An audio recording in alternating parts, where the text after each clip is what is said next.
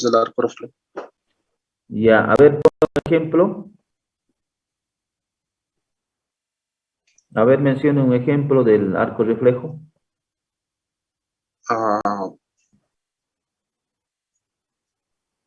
La neurona sensitiva o aferente en, ¿cómo era esto? Para la sensibilidad de los y el arco reflejo de los músculos de diferentes partes del cuerpo. A ver, ¿cuál sería un ejemplo de arco reflejo? Hay miles de ejemplos. Sensibilidad nerviosa. Lo que está haciendo en este momento también es un arco reflejo, Álvaro. El mismo hecho de escuchar y hablar es un arco reflejo. El mismo hecho de estar en este momento viendo la pantalla, porque usted está viendo la pantalla en este momento, está viendo la pantalla, está ingresando información a través de la vista, ¿no? Que es captada por los receptores que están en la retina del globo ocular, y está enviando información hacia el interior a través de la vía óptica, ¿no? Está llegando hasta la corteza cerebral, ¿no? Hacia el lóbulo occipital, y de ahí está emitiendo una respuesta. Y la respuesta es justamente la palabra en este momento. Todo eso es un arco reflejo, ¿no? Entonces, cualquier función que ustedes realicen está constituido por un arco reflejo. Y hay miles de ejemplos. ¿Sí? A ver, bajo esa línea, ¿cuál sería otro ejemplo, Álvaro?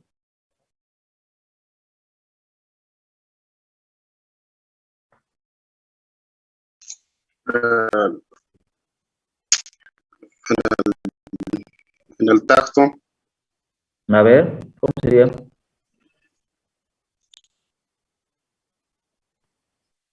Agarre en este momento un bolígrafo, Álvaro. A ver si puede encender su cámara.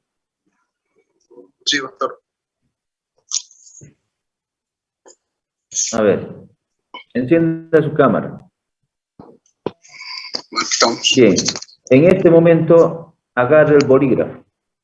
Agarre el bolígrafo y empiece a escribir. Ese es un arco reflejo también, Álvaro.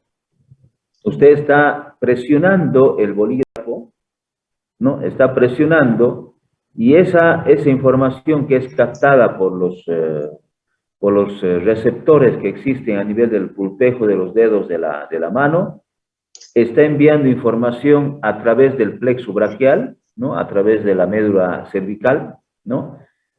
¿Y cuál es la respuesta en ese momento? ¿Cuál sería la respuesta en ese momento? Álvaro.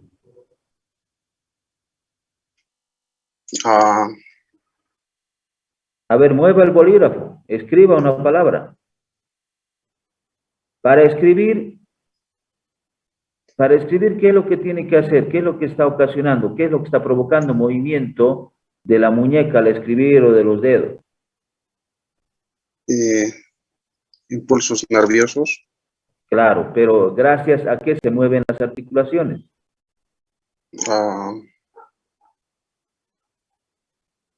A los músculos, a los nervios. A los músculos. Las articulaciones se mueven y generan movimiento gracias a la contracción muscular. Porque si no se contraen sus músculos, no va a poder generar movimiento. A ver, realice su movimiento, escriba una palabra.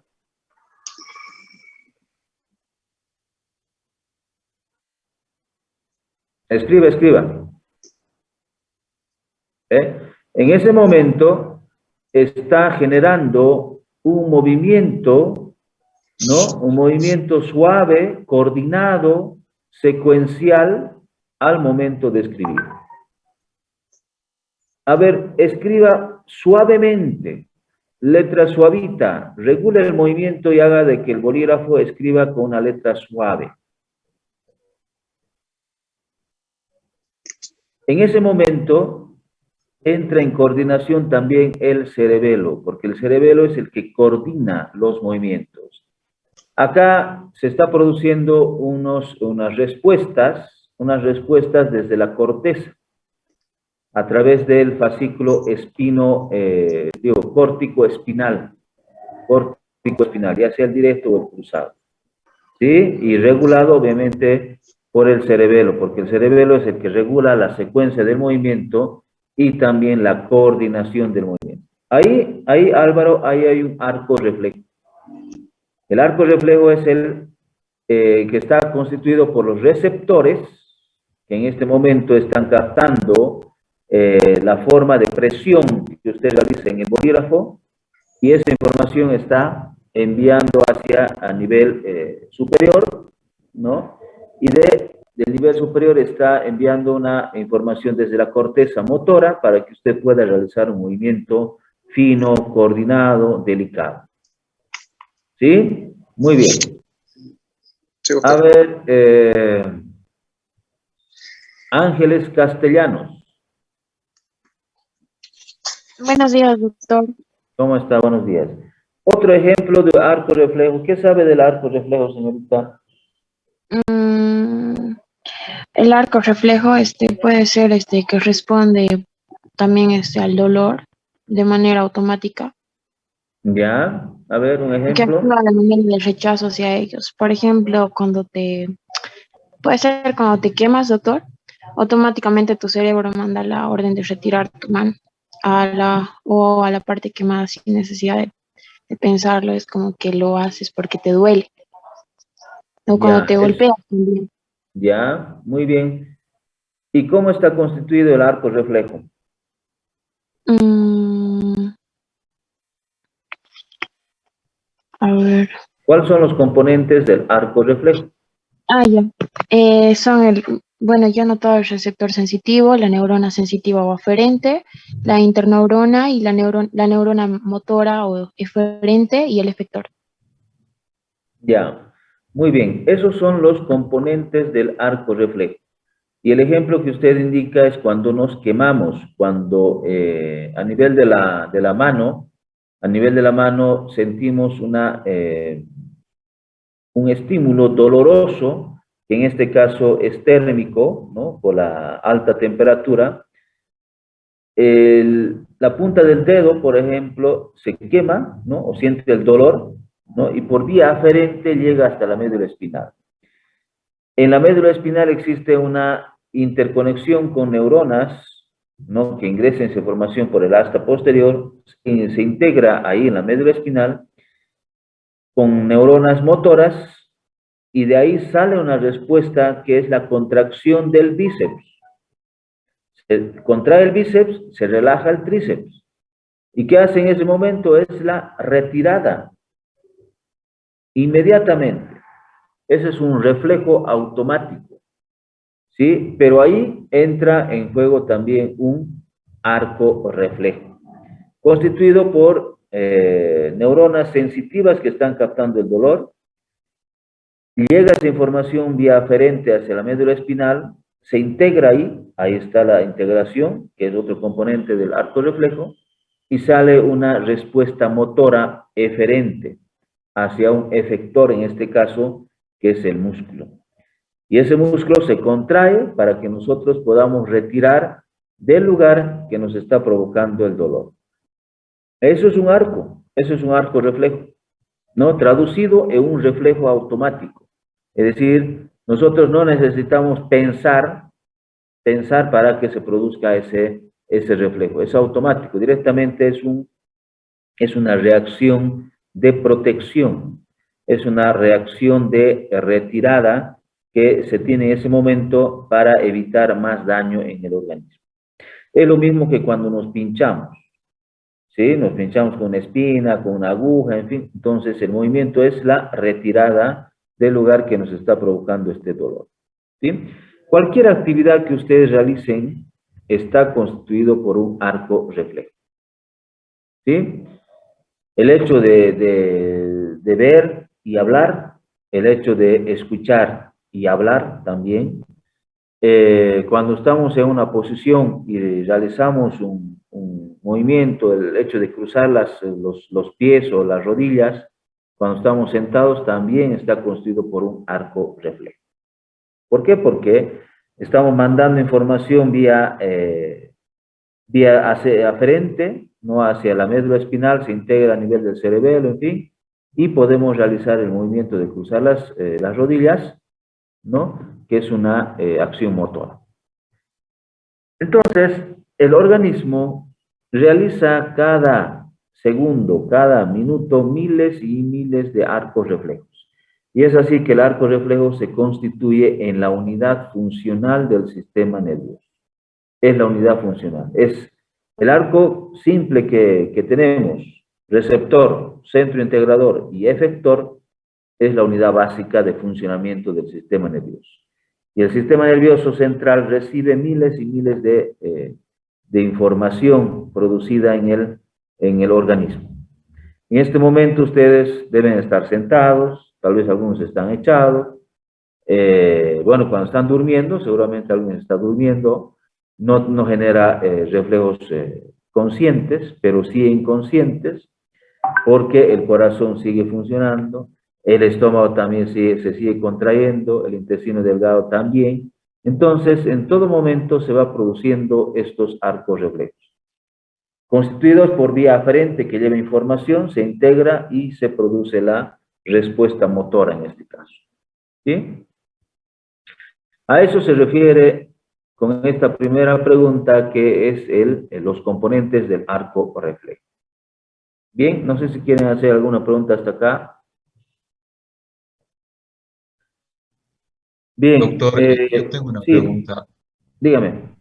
He visto que los doctores, para ver los reflejos, creo que golpean la rodilla, una región de la rodilla, para que automáticamente se contraiga un músculo y eleve un poco, ¿no ve eso? Sí. Cuando hace eso, ¿esa información llega hasta el tálamo? ¿O cómo sería el procedimiento para que automáticamente el cuerpo mueva, contraiga ese músculo, doctor, inconscientemente? Son reflejos automáticos. Son reflejos automáticos. Estos reflejos no necesariamente tienen que llegar al tálamo. Son reflejos monosinápticos.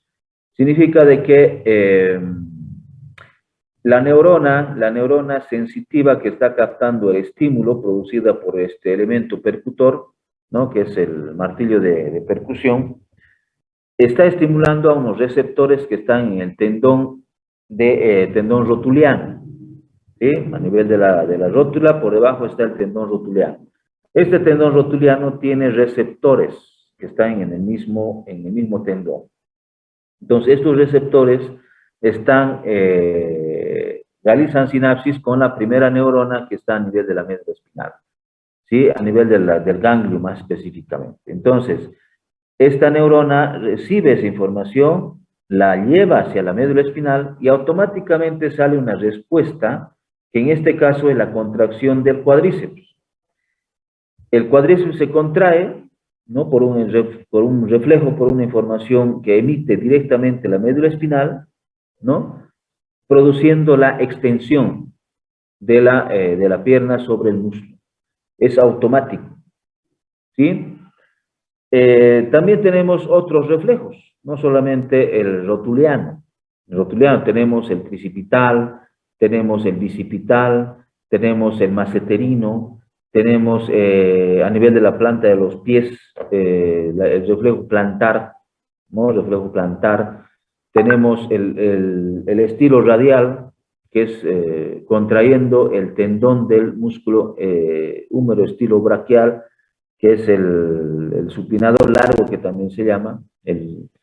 Después tenemos, reflejos cutáneos a nivel del abdomen, ¿no? Que también se realizan para poder valorar el funcionamiento de la médula espinal y la integridad del sistema nervioso central. Estos reflejos se utilizan, como ya les he mencionado, para determinar si existe alguna lesión en alguna parte de la médula espinal, ¿sí? Por decirles, si aplicamos un reflejo tricipital o bicipital, con seguridad que vamos a valorar el funcionamiento de la médula cervical. Ahora, nos vamos más abajo, ¿no? Más abajo realizamos el reflejo rotuliano, aplicamos una percusión a nivel de este tendón de la rodilla, ¿no? Y esperamos la respuesta. Si la respuesta es adecuada, entonces consideramos de que la información está integrándose de forma adecuada a nivel de la médula espinal, principalmente en la intumescencia lumbar o lumbosacra, ¿no? Y también existe la interconexión hacia la parte superior. Ahora, estos reflejos son monosinápticos, a veces bisinápticos o polisinápticos, que se integran en la médula espinal. Obviamente que en el transcurso de esa integración también llega información hacia la corteza cerebral, ¿no? Pero eso ya es posterior. O sea, los reflejos son inmediatos, monosinápticos, ¿no? De reacción inmediata, ¿no? Efecto, no, el receptor, integración y efecto. También tenemos otros reflejos, ¿no? Por decirles, y ahí también se hace presente el arco reflejo, el hecho de acercar una luz al globo ocular, ¿sí? Acercamos, retiramos, acercamos y retiramos. En ese momento existe el reflejo fotomotor, que es un reflejo polisináptico, es decir, entra en juego más de 2 neuronas, ¿no? Entonces, esa luz es captada por la retina, enviada por vía óptica y sale una información, una vez que ya se integra en el tronco encefálico, llega una información contrayendo al músculo de la pupila. Y ahí se tiene el reflejo fotomotor. Sí, eso también les he pedido que revisen cuando estábamos hablando del tercer par craneal, ¿no? Que es el encargado de producir la contracción de la pupila.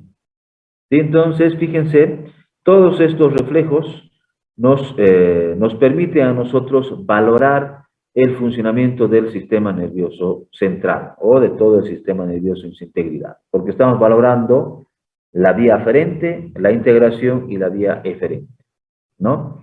Entonces, neurólogos y ustedes también tienen que aplicar estos reflejos, ¿sí? E interpretar los reflejos. ¿Listo?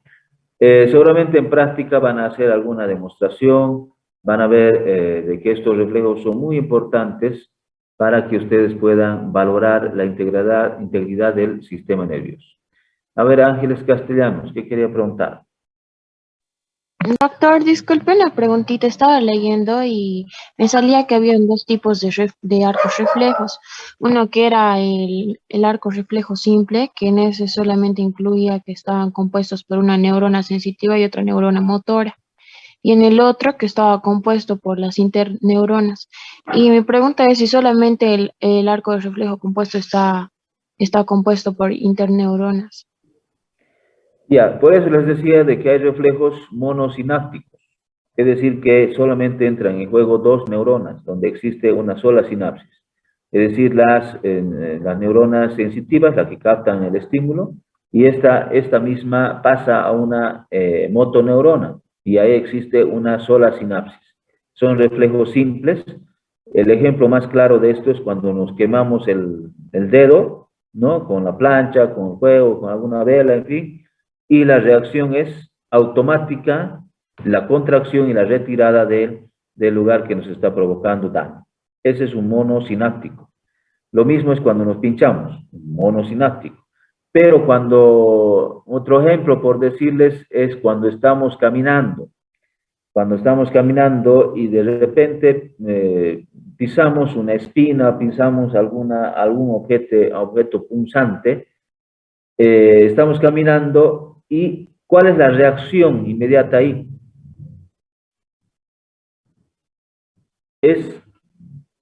Nos pinchamos y la retirada inmediatamente del lugar del pinchazo, pero produciendo la contracción del lado opuesto del organismo, para que no nos caigamos.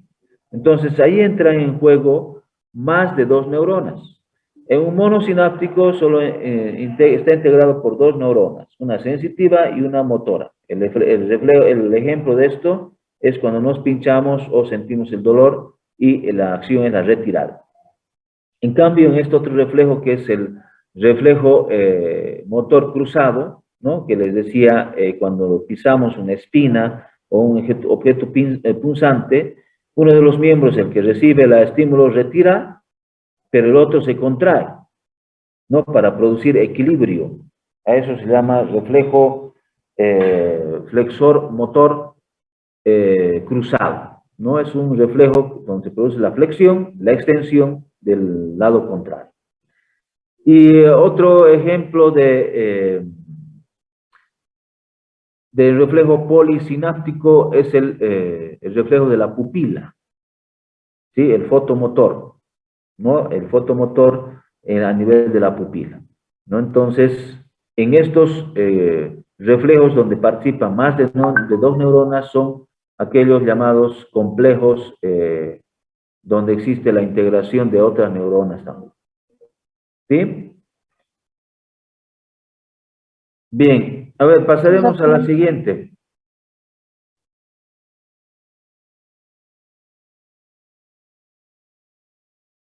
A ver, Arlet Dayana Quiroga. Doctor, buenos días. ¿Está? Bien. A ver, explíquenos la siguiente pregunta. Acá dice, ¿Doctor? ¿sí? ¿Me escucha? Sí, le escucho. ¿Me escucha bien? Sí, se escucha bien. A ver, ¿qué has investigado tú y qué es lo que has podido leer sobre un corte transversal en la médula espinal a nivel cervical? Ya. Identifique los haces ascendentes y descendentes. De los haces ascendentes hay 4. El tacto fino, el tacto grueso, el termonoalgésico y el propioceptivo. Esa propioceptiva se va a dividir en consciente, inconsciente. Y la inconsciente se va a dividir en directa e indirecta. El tacto fino, bueno, es su haz ascendente, es el fascículo de Gracil, o también denominado de Gral, y un cuneiforme de Burdach. Después del tacto grueso es el espino talámico anterior, el termoalgésico es el espino talámico lateral, el propioceptivo inconsciente, el directo es el haz espinoso cerebeloso directo y el cruzado es el haz espinoso cerebeloso cruzado. Esos son los haz ascendentes o también sensitivos. De los descendentes voy a tener el tracto córtico de la espina lateral, el tracto córtico espina anterior, el tracto retículo de la espina lateral, el tracto retículo de la espina medial y el último que es el tracto espinal, rubro espinal. Esos serían todos, doctor, los que he averiguado. Ya, muy bien. Los tractos ascendentes, ¿qué es lo que llevan? ¿Qué información llevan? ¿Y cómo se van integrando a medida que ascienden? Señorita. Los tractos ascendentes. Ajá. ¿Qué transportan? Son sensitivos. Y bueno, transportan, sería como sería como el mismo trayecto que pasa con un, o sea, pasa un estímulo, lleva una vía aferente, esta vía aferente lleva lleva una información al sistema nervioso central integrador, de esto pasa a un efector y genera una respuesta. Ya. Estos tractos ascendentes llevan información sensitiva captadas en los receptores. ¿Sí? En los receptores. Y estos receptores están distribuidos por todo el organismo. Todos los órganos tienen receptores. Hay unos que son receptores que se estimulan frente a los cambios de temperatura, frío o caliente. Son termorreceptores. Hay otros receptores que se contraen gracias a la acción mecánica. Son los mecanorreceptores. Hay otros receptores que están acá en la lengua, por decirles, o en las cavidades nasales, que captan los cambios de químicos que se tienen en las sustancias, es decir, en los alimentos, ¿no? Que nosotros podemos percibir a nivel de la lengua, también a nivel de las fosas nasales, tenemos ahí unos quimioreceptores, ¿sí? Hay otros receptores que captan los cambios de presión, ¿no? Son los baroreceptores, ¿sí? Entonces, existe una gran cantidad de receptores en todo el organismo y todos estos receptores envían información hacia el nivel central. A nivel central se integran con otras neuronas y muchas veces emiten respuestas motoras, ¿no? Entonces, en ese momento está el arco reflejo, receptor, integración y efector, ¿no? Y estos haces que tenemos a nivel de la espinal, ¿no? A nivel de la médula, son fascículos, ¿no? De integración hacia el nivel superior, que están transportando dolor, estímulos de temperatura, de presión, el tacto fino, que está a nivel de los cordones posteriores, que llega hacia los núcleos de Gol y de Burdach, o el grácil delgado, que está a nivel de la médula oblongada, y de ahí se cruzan hacia el lado opuesto, ¿no? Y llegan hacia el tálamo y después a la corteza. Pero estos fascículos que están en la médula espinal ascendente son las que llevan información sensitiva hacia las estructuras superiores. En cambio, los descendentes son las que transportan información motora, ya sea piramidal, ¿no? Del fascículo piramidal, tanto el directo como el cruzado, que son los córtico-espinales, el cruzado y el directo. El cruzado también se llama lateral, el otro es el directo, es el anterior. Estos nacen de la corteza, por eso el nombre que se tiene es el que marca el origen y la terminación. Por eso llamamos córtico espinal. Nace en la corteza y termina a nivel de la médula espinal. Hay otros fascículos descendentes que nacen a lo largo del tronco encefálico. Ahí está el vestíbulo espinal, el olivo espinal, rubro espinal, retículo espinales. Tenemos los que nacen a nivel inclusive desde el cerebelo, se integran con los núcleos vestibulares, están los vestíbulo espinales, los olivoespinales. Son varios fascículos que llevan información motora, ¿sí? Ahora, dentro de los fascículos ascendentes también hay información inconsciente que llega hacia el cerebelo. Ahí están los espinocerebelosos, el anterior y el posterior. Espinocerebelosos, llega hacia el cerebelo. Son información que nace a nivel de los propios receptores, información propioceptiva, que están haciendo de los tendones, los ligamentos, las articulaciones, propioceptiva. La información que es captada a nivel de la superficie se llama exteroceptiva. Y la información que es captada en el interior, en las vísceras y demás, se llama interoceptiva, ¿no? Entonces, son las vías que se tienen y llegan hacia la médula espinal. Muy bien, pasaremos a la siguiente. A ver, Carla, solamente está su apellido. ¿Quién es Carla? Solamente está el apellido. Tienen que ponerme el apellido completo, ¿no? El nombre completo.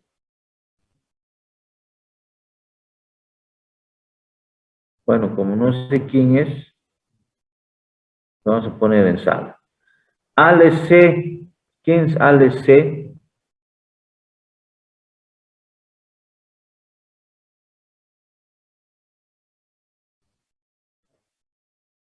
¿No está Ale C?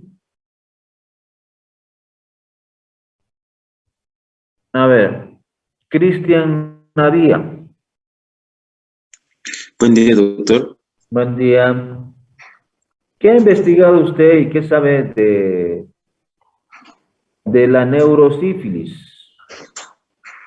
Estoy preguntando una tabes dorsal, ¿no? Considerando una tabes dorsal por neurosífilis que ocasiona lesiones a ganglios raquídeos a nivel medular y los cordones posteriores de la médula espinal. ¿Qué sensibilidad estará afectada? A ver. Bueno,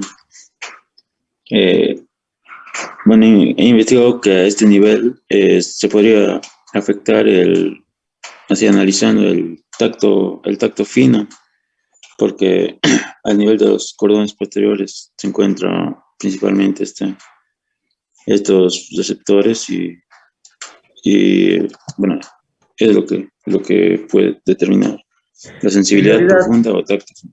Claro, en realidad a nivel de los cordones posteriores no existen receptores, solamente son haces, son cordones nerviosos. A ver, explíqueme esta vía. Fino. No, del tacto fino. Bueno, se encuentran, para recibir el tacto fino, se encuentran los receptores de Gold y Burdach. Nos permite no solo tener una recepción de sensibilidad de, ¿cómo se puede decir? Que por impulso, así, sino nos permite analizar a detalle y hasta incluso memorizar reacciones o sensaciones determinadas y poder reaccionar de formas adecuadas ante los estímulos externos. Si se ve afectada este tipo de sensibilidad, entonces ya no podremos, digamos, reaccionar adecuadamente a estímulos determinados. Ya, ¿y a qué se refiere con tacto fino?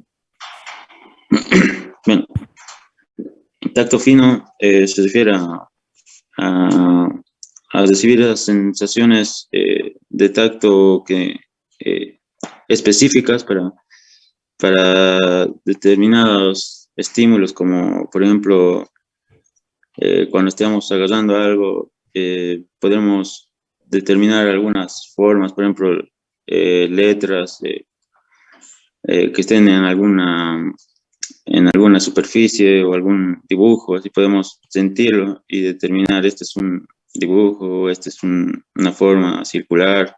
O sea, nos permite analizar, no solo es, y a identificar también, no solo es así al grosero, es decir, esta es una caja y listo. Ya, entonces este tacto fino nos permite discriminar la forma de los objetos que estamos palpando. También nos permite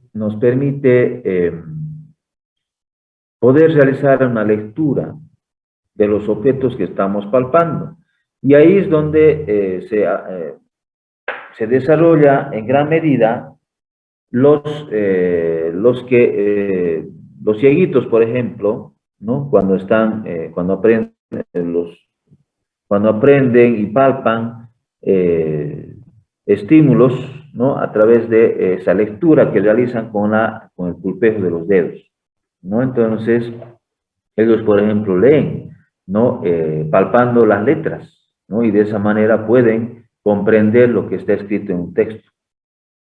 ¿Sí? Entonces, este tacto fino ingresa a la médula espinal, ¿no? Por la raíz posterior, pero no hace sinapsis en la médula espinal, sino si toda esa información pasa y asciende por el cordón posterior y llega hacia el bulbo raquídeo, ¿sí? O a la médula oblongada.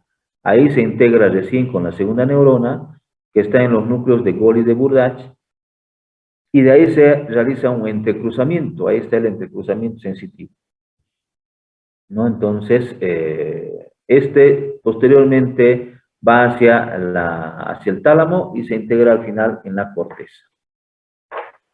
¿Sí? Bien. ¿Y cómo se afecta en la neurosífilis? ¿Qué es la tabes dorsal? ¿Qué ha podido investigar usted, Cristian? Bueno, es un proceso degenerativo, la neurosífilis, ¿no? A causa precisamente de la sífilis, que es progresivo y que va afectando poco a poco. Bueno, depende del tratamiento, supongo, y va afectando poco a poco esta sensibilidad y otras características sensoriales de nuestro sistema. Ya, pero si la neurosífilis, que una afección de los corones posteriores, solamente se afecta en este caso la sensibilidad discriminativa. O sea, el paciente ya no va a poder discriminar, ¿no? No va a discriminar entre un objeto suave, blando, un objeto duro, áspero, ¿sí? Tampoco va a poder discriminar el lugar del estímulo. Por ejemplo, si usted le estimula la espalda, no va a poder saber en qué lugar de la espalda le están estimulando, porque esto nos permite a nosotros discriminar el lugar del estímulo, ¿no? Entonces, si en la neurosífilis está afectada a los corones posteriores, esta sensibilidad del tacto fino está alterada. Bien, pasaremos. Darío Torres está. Sí, doctor, buen día. Buenos días. A ver, la siguiente pregunta. ¿Cuáles son los medios de fijación de la médula espinal? Bueno, lo que investigamos es que la médula espinal está fijada en sentido superior al bulbo raquídeo. En su parte media está fijada por medio de prolongaciones conjuntivas, las cuales sirven para adherirse a la dura madre. También a las raíces de las neuronas espinales, a la pía madre espinal, también con los ligamentos dentados, y en la parte inferior por una prolongación de la dura madre espinal, la cual envuelve al filo terminal. Eso sería todo lo que investigamos. Muy bien. Entonces, de esa manera se describe la fijación de la médula espinal, ¿no? Por la continuidad hacia arriba con el resto del sistema nervioso central, que es la médula oblongada, la presencia del ligamento coxígeo hacia la parte inferior, que es una dependencia de la dura madre, que lo fija a la base del coxis, y también a ambos lados nacen los nervios espinales, también son otro medio de fijación. A su vez, la dura madre también proporciona unos ligamentos que se llaman ligamentos dentados, ¿no? Que le sirve de fijación a la médula espinal hacia las partes laterales. Entonces, la médula espinal está fija en el interior del conducto raquídeo y sigue los movimientos de la columna vertebral y también las curvaturas que tiene la columna vertebral. Muy bien. A ver, vamos viendo esta otra pregunta.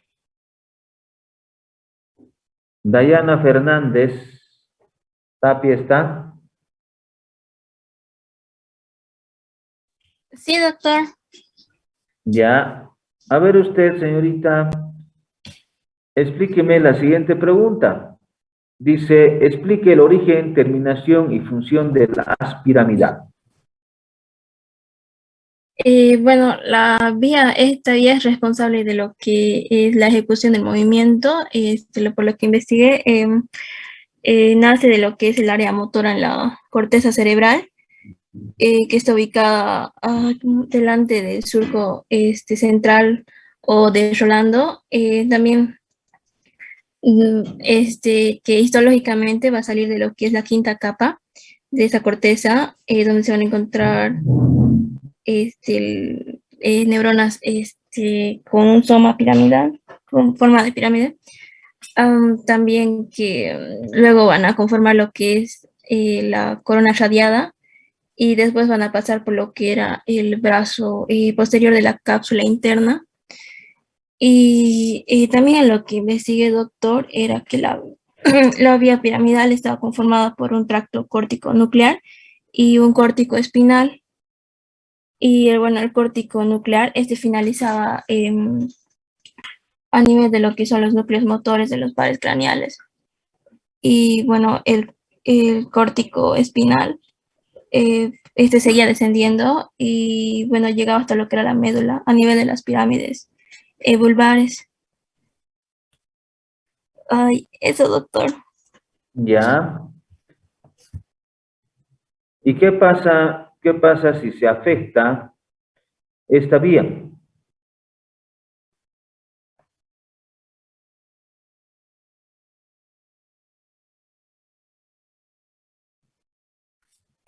Bueno, ya no se van a poder hacer los movimientos adecuadamente, doctor.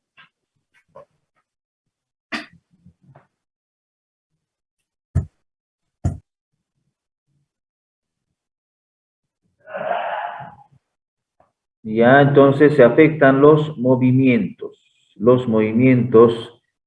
que tenemos en el organismo.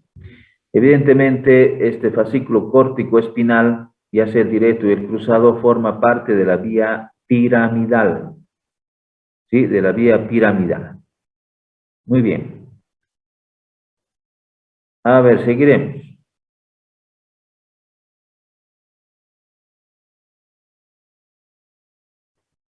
Bueno, y así hay muchos aspectos, ¿no? Para revisar también el funcionamiento de la médula espinal. Pasaremos al tronco encefálico.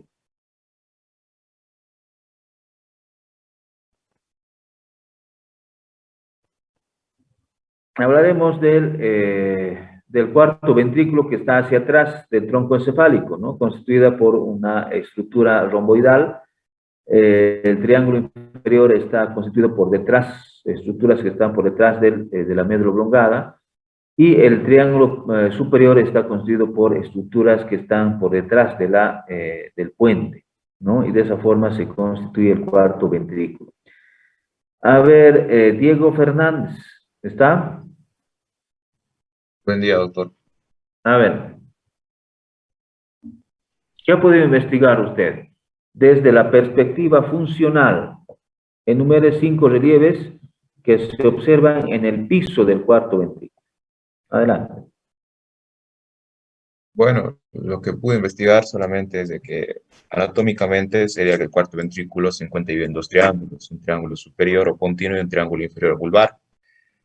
Dentro de ese triángulo foso romboidal, lo también denominado sobre el cuarto ventrículo, encontramos algunos relieves, como es el caso del trígono de Nevi hipogloso, que está dado principalmente por la presencia del núcleo Nevi hipogloso.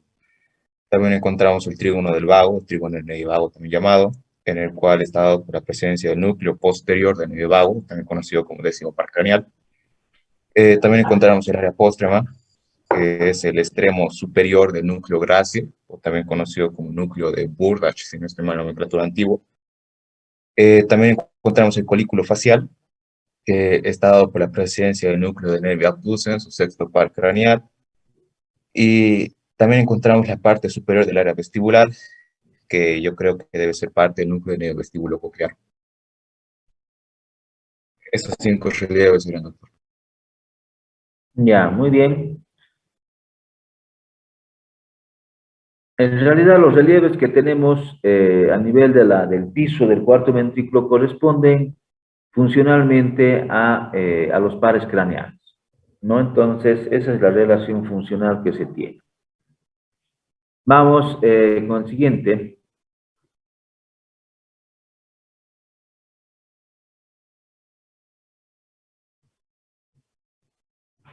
A ver, Ezequiel Martínez. ¿Está Ezequiel Martínez?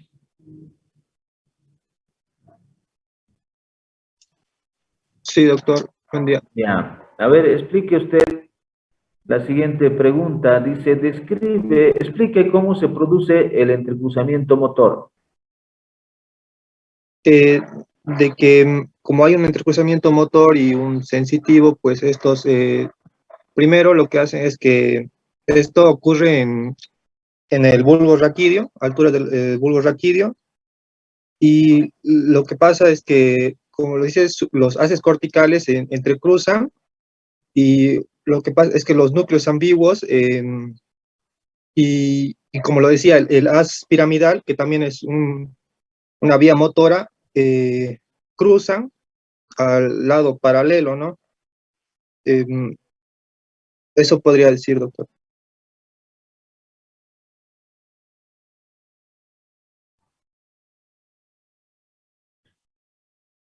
Muy bien, a ver, Fanny Llanos, ¿está Fanny Llanos? Buenos días, doctor, ¿me escucha? Sí, sí, un poquito bajo, pero aumente su volumen. ¿Ahora me escucha? Más fuerte. Ya, un poco mejor. Ya, a ver, complemente la respuesta que dio su compañero Ezequiel. Discúlpeme, doctor, no le escuché muy bien a mi compañero. ¿Me podría repetir la pregunta? Estamos revisando el entrecruzamiento motor y usted describa el entrecruzamiento sensitivo que se tiene a nivel del tronco encefálico. A ver. Lo que logra investigar del entrecruzamiento sensitivo es que estos se originan de neuronas de los núcleos grácil y cuneiforme. Estos axones, bueno, se dirigen en dirección medial y luego se pasan al lado contrario y forman esa decusación. Ya, ¿qué más? Doctor. Sí, ¿qué más?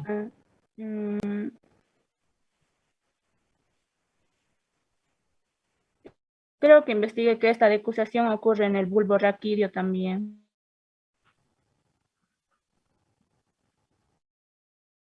Ya, a ver, por fin. ¿Cuál es el entrecruzamiento motor?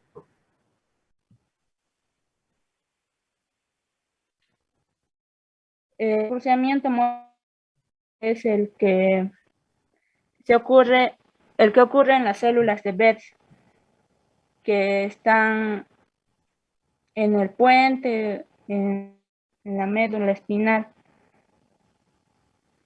¿Y dónde se realiza este entrecruzamiento motor?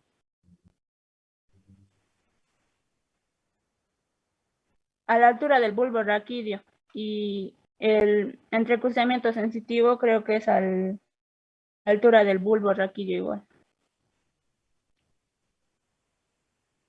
Ya. Tiene que leer un poco más, Fanny. Bueno. A ver, vamos con Grecia Noelia Quispe. Sí, doctor, ¿me escuchan, no? Sí, mejor.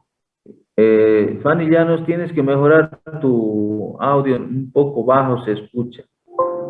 Vamos, Grecia.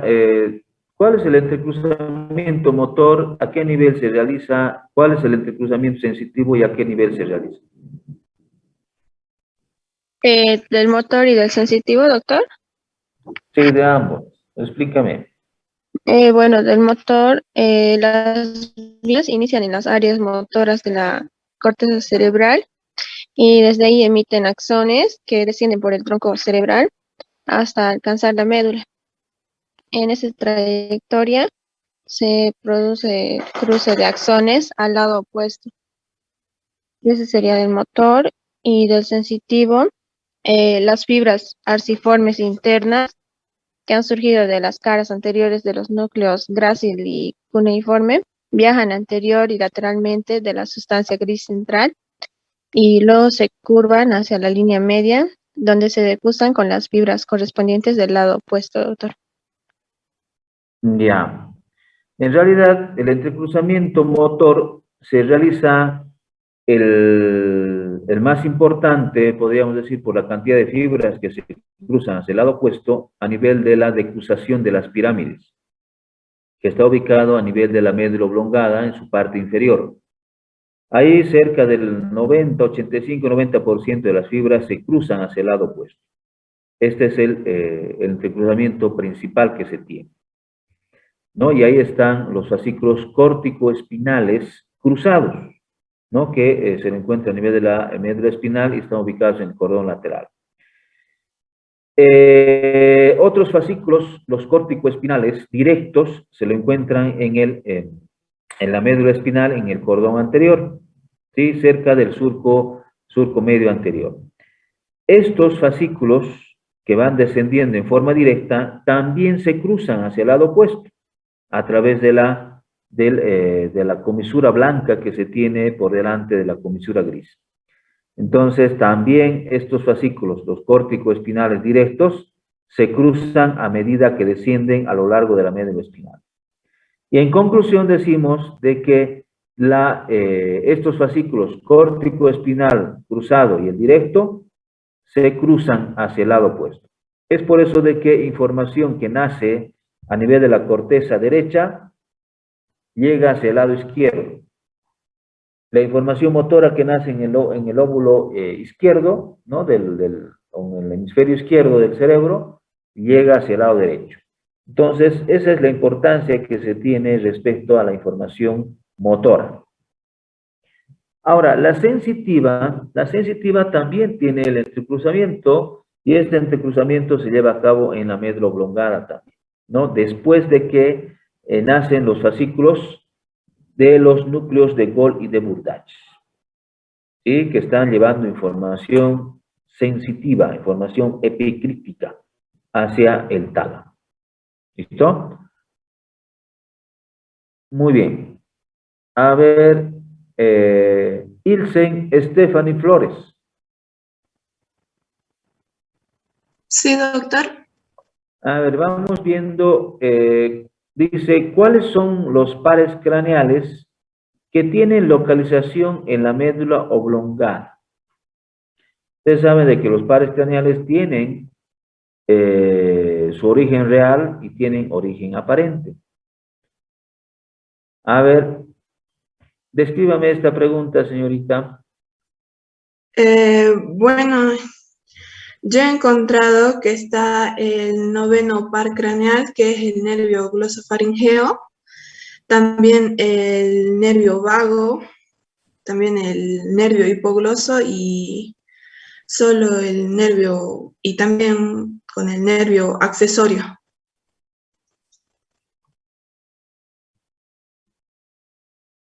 Ya. Glosofaringio es, por ser un caso, no glosofaringeo. Vamos con Lilian Torres.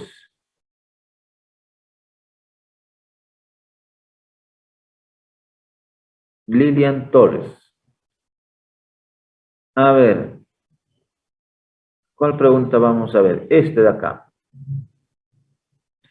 ¿Cómo se forma el lemnisco lateral y qué función cumple? A ver, ¿qué es lo que puedo investigar?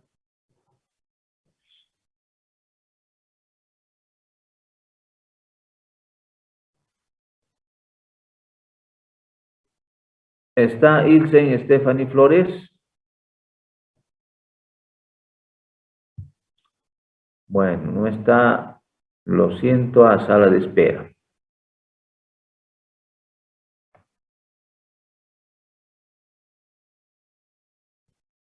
Lilian Torres.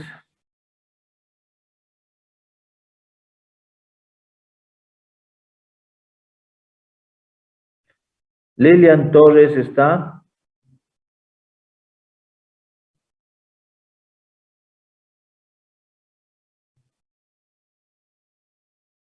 Luciana Rosso Conde. Sí, doctor, buenos días. Buen día. A ver, ¿qué es lo que ha podido investigar usted del lemnisco lateral? ¿Cuál es la Bueno, función que cumple y demás? Bueno, el lemnisco lateral es un haz de axones en el tronco encefálico. Este va a transportar información sobre el sonido desde el núcleo coclear a los demás núcleos del tallo encefálico y también al colículo inferior que se encuentra en el mesencéfalo. Bueno, estas neuronas de los núcleos cocleares van a enviar sus axones medialmente para sinaptar con el cuerpo trapezoide y también con el núcleo olivar superior. Y también estos axones de estos núcleos van a ascender por el puente y el mesencéfalo, constituyendo este núcleo, constituyendo este lemnisco. Ya. Muy bien. Entonces, el lemnisco lateral son fascículos que transportan información sensitiva relacionada directamente con el sentido del oído, ¿no? Muy bien. A ver, pasaremos finalmente a la última pregunta.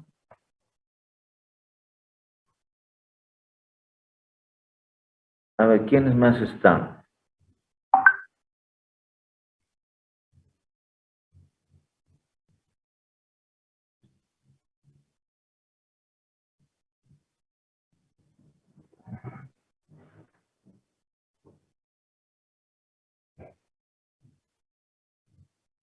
Hay muchos que no se han conectado, ¿no?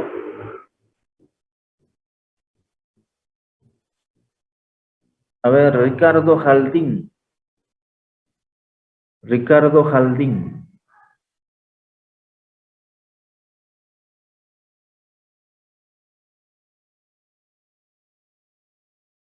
Doctor, buenos días. Disculpe, en estos momentos estoy por la calle, he tenido que salir por una situación. Sí, pero puede escucharme, ¿ve? Sí, doctor, le escucho, pero ahorita no estoy con investigación ni nada, estoy volado, no estoy prestando muy bien atención a la clase, la estoy grabando, pero estoy un poco perdido ahorita por la calle buscando ciertas cosas. Ya, pero esta es hora de clases, joven, ¿no? Tiene que tomar en cuenta eso.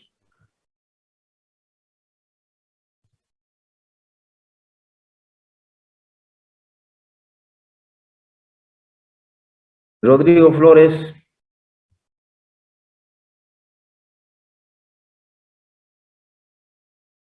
Rodrigo Flores está.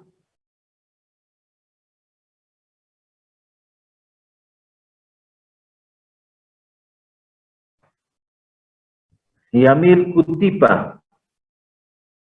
Sí, doctor. A ver, Yamil. Sí.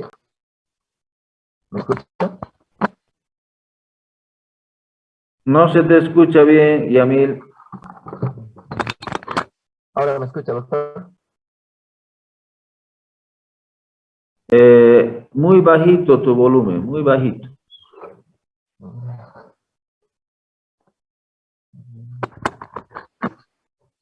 Ahora, doctor, ¿me escucha? Ya, un poco mejor. Tienes que mejorar un poco el audio. A ver. Finalmente, ¿a qué nivel específico del tronco encefálico se localizan las siguientes estructuras neuroanatómicas?